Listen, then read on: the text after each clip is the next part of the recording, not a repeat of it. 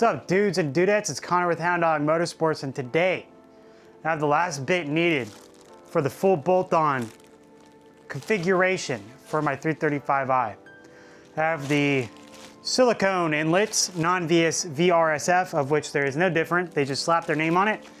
And we are gonna go throw it on the car. I know it sucks, but you know, worst case scenario, you postpone it and it sucks even more. So on this hot summer day at 88 degrees and probably 100% humidity, we're gonna go ahead and install it. So come along with me for the ride. So here are the inlets. I've already jacked up the car, which I might have jumped the gun on that. This, I believe, is the rear. I don't know. Actually, it looks like the front. And this is the rear. I heard this sucks. So complaining gets you nowhere. Let's just do it. So unlike other people, I do not have a PCV thing here. I have my separator, air water separator. We're gonna pull that off if I remember how, of which I don't. I'm just gonna start with the cones. Man, I am already sweating like a pig. It's one cone removed, 2 cones removed. Already feeling like I made progress. I'm actually gonna say fuck it and get a wrench for that. So what I'm gonna do here is electrical tape it, and what that'll prevent is this thing from doing that again. Just like so. It's ugly, but it's gonna work. Move all these hoses out the way, dude. We got one out, or it's coming out. She's out. It's one down, one more to go. I cracked her loose.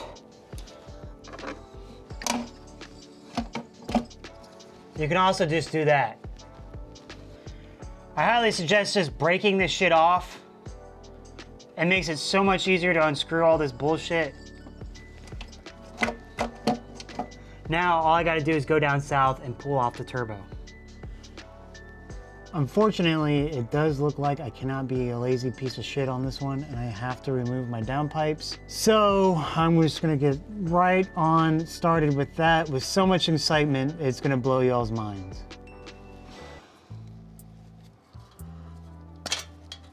Yippee and yippee. So much fun. Don't remember what size those are, but I'm gonna pull those off too. Actually, I have no idea how to pull these off because I wasn't the one that did them. So I'm gonna go up top, see what I can see. So I know I am not the brightest tool in the shed, but what a lot of these videos don't explain is that when you remove this, all you have to remove is the easy downpipe. The easy downpipe being, if I can get you guys the right lighting, the frontmost turbo. I removed the frontmost turbo, got halfway through removing the rearmost, and good God, what is with this lighting, y'all? I am so sorry for that. Found out that I can saw this off without having to do all that. So I'm gonna go ahead and saw this off now, and you guys can watch that as I hopefully don't cut anything up. And we will do that right about now. I got the Giga Chad length blade.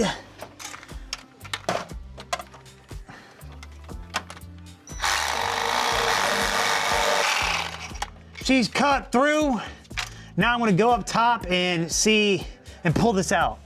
Oh my God, this is the hardest part, guys.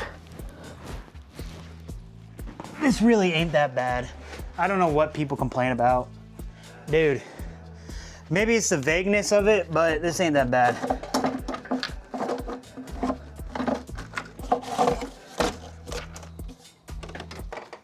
She's out.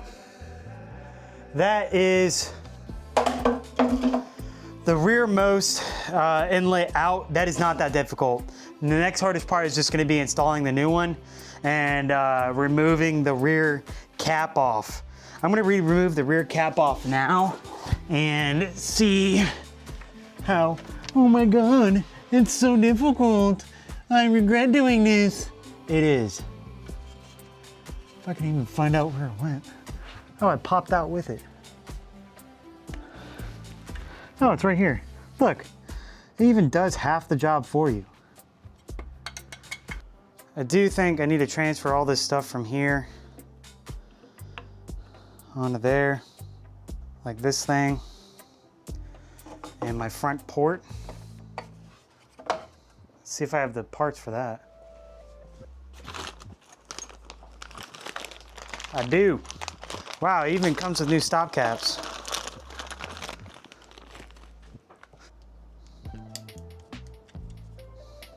There you go.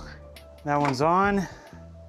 This one, I might leave it off for the time being, but we'll see. I'm just happy to get rid of this.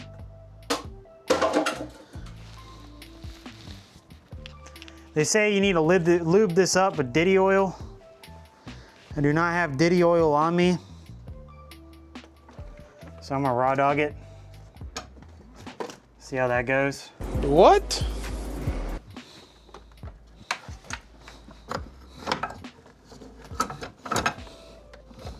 I feel like that's in appropriately. Sticking out right here. Go down to the bottom, see if that's true. All right, feeding this thing in sucks. No matter how you angle it, it just doesn't line up straight. Not sure what I'm doing wrong. Take the worm ring off. What the fuck? All right, I got it on there. It's not that difficult if you use your right hand and you just kind of force it on there. You guys will feel that catch.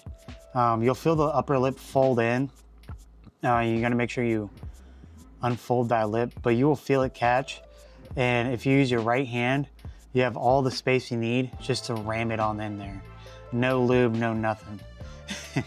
That's kind of the basis of this video, doing it the easiest way. I don't even have the subframe dropped or anything. I'm just straight up raw dogging this in what I think is the easiest way possible. Now I gotta put the worm gear over that, which is not that difficult. I'm just gonna undo it and slide it back in. So the easiest way to get that worm gear on there, I'm not gonna be able to show you guys without, the shadow being in the way, is to slide it over the rearmost inlet, slide it on, and then slide on the worm gear and then screw it in. I'm gonna take off this. You can kind of see it back there, and then angle it so you can get between that hose and that bolt, and you'll be able to screw it right on. It's not that difficult. This whole process is just more annoying than actually difficult. So now I'm gonna put on the downpipes and then work on the front. All right, guys, after getting sexually destroyed by my downpipes, I got the downpipes in, I got exhaust leaks, I got an angry girlfriend who helped me, and now I still need to do the front one. I'm just gonna get right to it. I'm exhausted. This one sucks. I'd rather do a clutch than do this ever again. So, for the front inlet, all I did was saw this shit off too.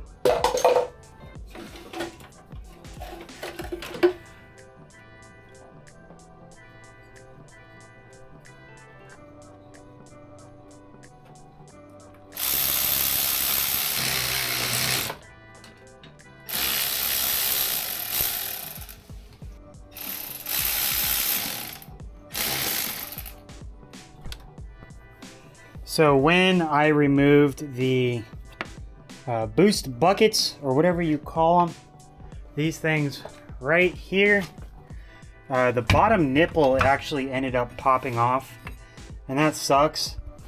From what I understand, the solution to that is just to tee them into each other, so I'm just gonna go ahead and do that.